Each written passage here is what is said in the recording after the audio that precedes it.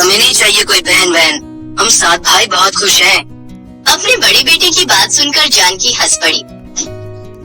मुझे कब से एक बेटी चाहिए थी। बेटा तुम अभी ऐसा बोल रहे हो, लेकिन एक बार घर में बहन आ जाएगी ना तो उसके बिना नहीं रह पाओगे। हाँ, अच्छा नाम क्या रखोगे अपनी बहन का? टीना रखेंगे। टीना नाम मुझे बहुत पसंद है। अरे वाह, तुमने तो सोच रखा है। मेरा प्यारा बेटा। जानकी को हमेशा से एक बेटी चाहिए थी। उसी आशा में उसके 7 बेटे हो गए और इस बार गर्भवती होने के 1 महीने बाद उसका पति हार्ट अटैक से मर गया। जानकी के 7 बेटे उसकी देखभाल करने लगे। ऐसे ही 8 महीने बीत गए और एक दिन जानकी के पेट में दर्द शुरू हुआ। लगता है मेरी डिलीवरी होने वाली है, मुझे अस्पताल ले चलो, मुझे अस्पताल ले चलो। उसके 7 बेटे उसे लेकर अस्पताल की ओर भागने लगे। घर से अस्पताल जाने के लिए एक जंगल से गुजरना पड़ता था और जंगल के इस पार कोई गाड़ी भी नहीं आती थी। जानकी का बड़ा बेटा श्याम माँ को गोद में उठाकर अस्पताल की ओर भाग रहा था। वो लोग जंगल में आ गए थे और तभी किसी चीज से टकराकर श्याम गिर गया। जानकी भी गिर पड़ी, लेकिन जानकी एक बड़ी सी नागिन के ऊपर गिरी। नागिन ने गुस्से में आकर जानकी के पेट में काट लिया और वो नागिन वहाँ से भाग गई। उसने मुझे काट लिया, बहुत दर्द हो रहा है। बेटा, मेरी होने वाली बच्ची को बचा लो।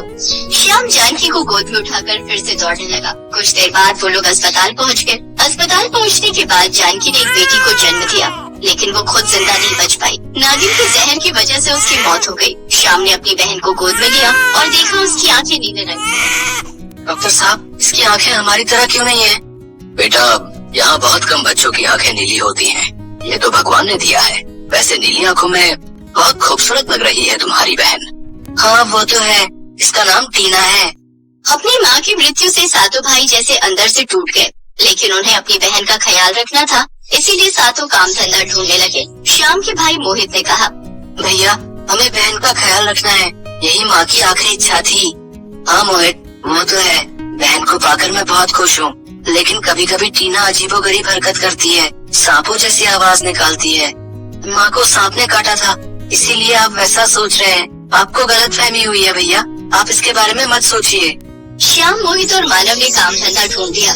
बाकी 4 लड़के अभी काम धंधा करने के लिए बहुत छोटे थे। घर की जिम्मेदारी तीनों भाइयों के ऊपर ही आ गई। समय बीतता गया और टीना बड़ी होने लगी और उसी उम्र में वो रसोई का सारा काम संभालने लगी। लेकिन एक दिन अजीबोगरीब घटना हुई। टीना शाम को अपने भाइयों के लिए खाना बना रही थी। तभी मोहित ने देखा एक बड़ी सी नागिन दरवाजे से रसोई में घुस रही है। अरे वो देखो, इतनी बड़ी है वो, रसोई में घुस रही है। उसे देखकर सभी चौंक गए। रसोई में तो टीना खाना बना रही है, चलो उसे बचाना पड़ेगा। वो लोग दौड़कर रसोई में गए, लेकिन वहाँ जाकर वो लोग जैसे बेबस हो गए।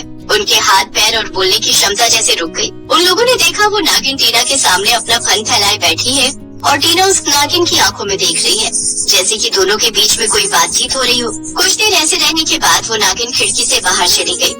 बहन, तुम्हें चोट तो नहीं लगी? नहीं भैया, मुझे कुछ नहीं हुआ। लेकिन इतनी देर वो नागिन यहाँ क्या कर रही थी?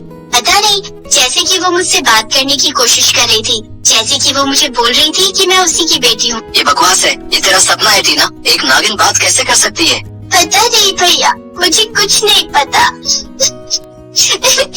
ये बोलकर टीना रोने लगी। श्याम ने उसे चुप कराया। टीना सो गई। तब श्याम ने सभी से कहा, मुझे पहले से ही शक था, हमारी बहन के साथ सांपों का कुछ लेना देना है, नहीं तो उसकी आंखें नीली क्यों होंगी? अब मुझे भी ऐसे ही लग रहा भैया, नागिन ने माँ को पेट पर ही काटा था। क्या इसीलिए टीना इच्छाधारी नागिन बनकर पैदा हुई है? ये सब क्या बकवास कर रहे हो आप दोनों? भैया, इच्छाधारी नागिन कुछ होती है क्या? मैं तो नहीं मानता। इस दुनिया में ऐसी बहुत सी चीजें हैं मानव, जिनके बारे में हमें कोई आइडिया भी नहीं है। लेकिन मैं और कुछ सोच रहा हूँ। अगर टीना इच्छाधारी नागिन हुई तो हमें संभल कर रहना होगा, कभी भी हमारे घर पर हमला हो सकता है। ये लालची इंसान पैसों के लिए कुछ भी कर सकते हैं। बातचीत करने के बाद सभी सो गए। तभी अचानक से टीना जग गई, लेकिन वो अपने होश में नहीं थी। वो बिस्तर से उठ गई और अचानक से एक नागिन में बदल गई। वो खिड़की से बाहर चली गई। जंगल में इधर उधर भटकने के बाद वो उस नागिन के पास चली आई। नागिन ने उसे गले से लगा लिया। बेटी, मेरी बेटी, मैं तेरी माँ हूँ। टीना कुछ कह नहीं पाई। कुछ देर बाद वो घर वापस आने लगी। तभी जंगल में एक सपेरा घूम रहा था। सपेरे ने टीना को देख लिया और पीछा करते हुए उसके घर तक आ गया। सपेरे ने देखा कि टीना खिड़की से कमरे में घुस गई और इंसान के रूप में आकर सो गई।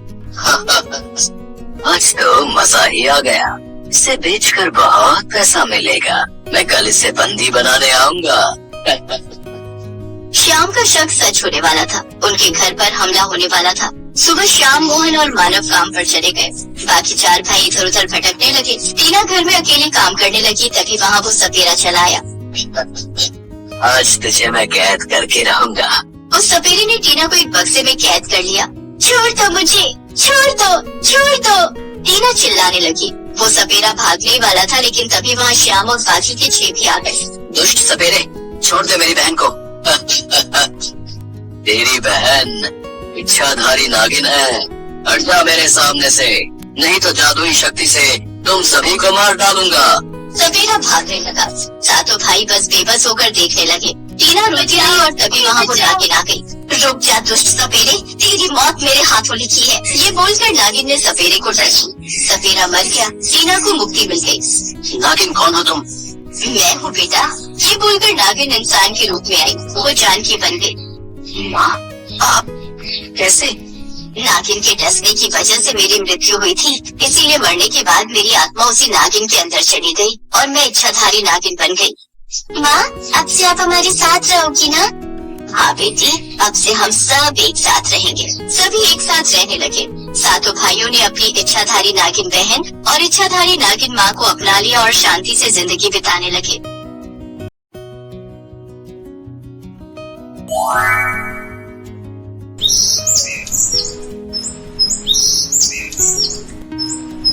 भाग्यश्री मंदिर में बैठकर शिव जी की मूर्ति के सामने प्रार्थना कर रही है और शिव जी का भजन गा रही है।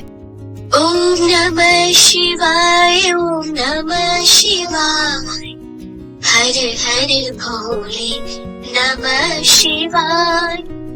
ओम नमः शिवाय, ओम नमः शिवाय, हर हर भोले नमः शिवाय। हे शिव जी, मुझे आपसे कुछ नहीं चाहिए, बस आप अपना ख्याल रखना। ये सुनकर मंदिर के पंडित जी उसके पास आकर कहते हैं, बेटी, शिव जी से सभी हमेशा अपने लिए कुछ न कुछ मांगते हैं। कोई पैसा मांगता है, तो कोई बड़ा घर, तो कोई गाड़ी। तुम पहली हो जिसने उनका हाल पूछा है। पंडित जी, मुझे पैसे नहीं चाहिए।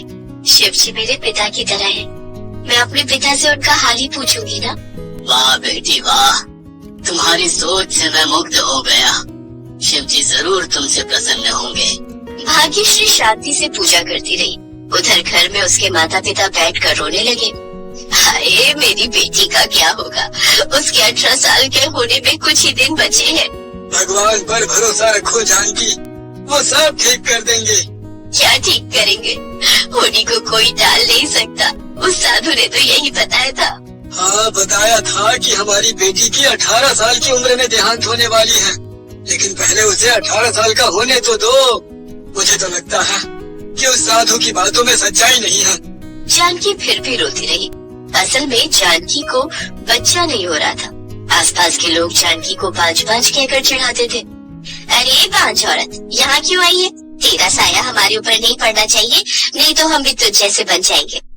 इन सब बातों से जानकी बहुत परेशान रहती थी। वो लक्ष्मी माँ की भक्त थी, इसलिए लक्ष्मी माँ की मूर्ति के सामने रोती रहती थी। हे लक्ष्मी माँ, क्या मैं माँ नहीं बन पाऊंगी? एक औरत तभी पूर्णता लाभ करती है जब वो माँ बनती है। हे लक्ष्मी माँ, मुझ पर दया कीजिए, दया कीजिए। ये सब देखकर लक्ष्मी माँ का दिल भी पिघल गया। लेकिन इस संसार का एक नियम है, जिसके भाग्य में जो लिखा जाता है उसके भाग्य में वही होता है। जानकी के भाग्य में बांझ होना लिखा गया था, इसलिए लक्ष्मी माता भगवान शिव के पास गई। कहो लक्ष्मी, क्या कहने आई हो? पिताश्री, आप एक पिता हो, इसीलिए आप संतान की अहमियत समझते हो। हाँ वो तो है, लेकिन तुम कहना क्या चाहती हो? पिताश्री, धरती पर मेरी भक्त जानकी बहुत परेशान है। उसे बच्चा नहीं हो रहा है। वो मेरी परम भक्त है, उससे मैं प्रसन्न हूँ। मैं खुद उसकी कोख में बेटी बनकर जाना चाहती हूँ। लेकिन उसके भाग्य में बांझ होना ही लिखा है। भाग्य का लिखा सिर्फ आप ही बदल सकते हैं पिताश्री, इसीलिए मैं आपके पास आई हूँ। ठीक है, लेकिन मेरी एक शर्त है। तुम मेरी बेटी हो, मैं ज्यादा दिन तुम्हें मुझसे दूर नहीं कर सकता। इसीलिए 18 साल की उम्र में ही तुम्हें मेरे पास वापस आना होगा, और तुम्हारे मनुष्य जन्म में तुम्हें ये याद नहीं रहेगा कि तुम लक्ष्मी हो। ठीक है पिताश्री। शिव जी ने जानकी का भाग्य बदल दिया। स्वयं लक्ष्मी माता जानकी के कोख में चली गई। जानकी गर्भवती हो गई। जानकी और मनोहर बहुत खुश हुए। जानकी, इतने दिनों बाद हमारी मनोकामना पूरी हो रही है। 9 महीने बाद ठीक शिवरात्रि के दिन ही जानकी को बेटी हुई। शिव जी की बेटी, स्वयं लक्ष्मी का अवतार। मनोहर ने उसका नाम भाग्यश्री रखा। पूरे गांव में मिठाई बांट दीजिए, हमारी बेटी को आशीर्वाद मिलेगा। मनोहर ने पूरे गांव में मिठाई बांट दी। उसके बाद उसने ब्राह्मण भोजन करवाने के बारे में सोचा। गांव के सभी ब्राह्मणों को निमंत्रण दिया गया। सभी खाने के लिए आए, लेकिन वहाँ एक साधु भी आए जिसे कोई नहीं पहचानता था।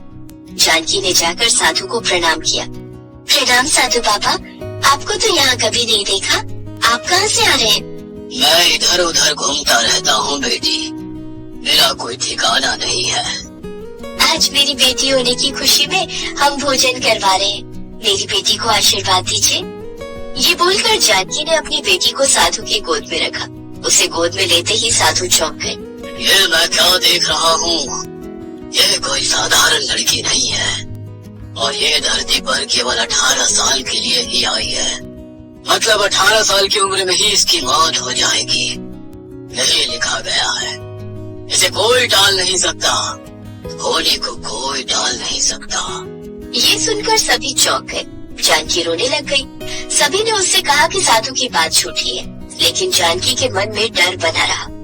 भाग्यश्री बड़ी होने लगी और वो शिव जी की भक्त बन गई। मेले से शिव जी की एक छोटी सी मूर्ति खरीद कर वो घर ले आई और रोज उस मूर्ति के सामने बैठकर पूजा करने लगी। हे शिव जी, आप ठीक तो है ना? पता नहीं मुझे ऐसा क्यों लगता है कि आप मेरे अपने हो। मैं आपकी बेटी हूँ, मैं शिव जी की बेटी हूँ। ओम नमः शिवाय। स्वर्ग से शिव जी सब कुछ देखने लगे। पार्वती जी ने शिव जी से कहा, लक्ष्मी यहाँ का सब कुछ भूल तो गई है, लेकिन उसके मन में कहीं न कहीं आप बसे हुए। ये तो गई, आखिरकार मेरी बेटी है, उसे मैं ज्यादा दिन धरती पर नहीं रख सकता। बस जल्दी से 18 साल बीत जाए। उधर धरती पर जानकी हमेशा भाग्यश्री को अपने पास रखने लगी। बेटी, तू मुझे बिना बताए कहीं मत जाना, ठीक है? लेकिन क्यों माँ? मुझे डर लगता है बेटी, तुझे कुछ हो गया तो। मुझे क्या होगा माँ, स्वयं शिव जी मेरी रक्षा करेंगे। लेकिन माँ का मन ये सब कहाँ मानता। जानकी किसी भी हालत में भाग्यश्री को बचाना चाहती थी। सभी माएं यही तो चाहेंगी। जितने दिन बीतते गए, भाग्यश्री उतनी शिव जी की पूजा अर्चना में लीन होती गई। उसे शिव जी के अलावा जैसे और कुछ नहीं पता। हर सोमवार को शिव के लिए व्रत रखने लगी और शिवरात्रि से 1 हफ्ते पहले से वो तैयारी करने लग जाती थी। मुझे शिव जी को दूध से नहलाना है, उनकी पूजा करनी है। मुझे अभी से सारी चीजों का इंतजाम करना होगा। ये सब देखकर मनोहर ने जानकी से कहा, हमारी बेटी को कुछ नहीं होगा जानकी, वो शिव जी की भक्त है और शिव जी अपने भक्तों की रक्षा करते हैं। जो भी हो, मुझे बहुत डर लगता है। अगर सच में उस साधु की बात सच निकली तो। ऐसे ही 17.5 साल बीत गए। भाग्यश्री 17.5 साल की हो गई। जानकी को डर ने पूरी तरह काबू कर लिया। वो हमेशा डरी डरी सी रहने लगी। भाग्यश्री ने ज्यादातर समय शिव जी के मंदिर में ही गुजारना शुरू किया। जानकी ने भाग्यश्री से कहा, बेटी, मेरे साथ भी कुछ समय बिताए कर। माँ, मुझे मंदिर में रहना अच्छा लगता है, शिव जी की सेवा करना अच्छा लगता है। भाग्यश्री मंदिर में ही पूरा दिन बिताने लगी। ऐसे कुछ और दिन बीतते गए। भाग्यश्री के 18 साल होने में और 1 हफ्ता बचा था। इसका मतलब उसके जाने का वक्त आ गया था। शिवरात्रि में भी 1 हफ्ता ही बचा था। जानकी हर रोज रोने लगी। स्वर्ग से माँ पार्वती ने ये देखा और उन्होंने शिव जी से कहा, हे शिव जी, जानकी भी तो एक माँ है और भाग्यश्री उसकी बेटी है। भला एक माँ से उसकी बेटी दूर हो जाएगी तो उसके मन को कितना दुख पहुँचेगा। मैं जानता हूँ पार्वती, लेकिन लक्ष्मी भी तो हमारी बेटी है। हाँ, लेकिन दूसरा कोई रास्ता नहीं है क्या, जिससे हमारी लक्ष्मी भी हमारे पास आ जाए और जानकी की बेटी भी उसके पास रहे? ये तो असंभव है। असंभव को संभव करना ही तो आपका काम है। आप चाहे तो कुछ भी कर सकते हैं। हे भोलेनाथ, जरा इस बात को अपने जहन में रखिएगा। ये सुनकर भोलेनाथ भी चिंता में पड़ गए। उधर धरती पर भाग्यश्री शिवरात्रि की तैयारी करने में लग गई और शिवरात्रि का दिन आ गया। आज भाग्यश्री भी 18 साल की हो गई। जानकी ने उसे गले से लगा लिया और रोने लगी। बेटी, तू मुझे छोड़कर मत जा। बेटी, तू मेरे पास ही रह। माँ, आप चिंता क्यों कर रहे हो? मैं तो आपके पास ही हूँ और रहूंगी भी। भाग्यश्री दूध लेकर शिवजी के मंदिर में पहुँच गई। जानकी और मनोहर भी उसके साथ वहाँ गए। जानकी का रोना बंद ही नहीं हो रहा था। मनोहर के मन में भी डर कायम था। भाग्यश्री शिव जी का नाम लेकर शिवलिंग पर दूध डाल ही रही थी कि इतने में उसे चक्कर आ गया। वो गिर पड़ी। जानकी और मनोहर दौड़ कर गए। क्या हुआ तुझे बेटी? क्या हुआ? आंखें खोल बेटी, आंखें खोल। बेटी, हमें छोड़कर मत जा, हमें छोड़कर मत जा। भाग्यश्री के शरीर से लक्ष्मी जी निकलकर स्वर्ग में पहुँच गई। नमस्ते पिताजी, मैं वापस आ गई हूँ आपके पास। लेकिन तुम्हारा मन उतरा हुआ क्यों है? तुम खुश नहीं लग रही हो। कैसे खुश रहूं पिताजी? एक माँ ने अपनी बेटी को खोया है।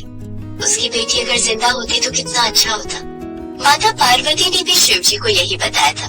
उधर धरती पर जानकी ने रोते हुए दूध का घड़ा अपने हाथ में उठा लिया और शिवलिंग पर दूध डालने लगी।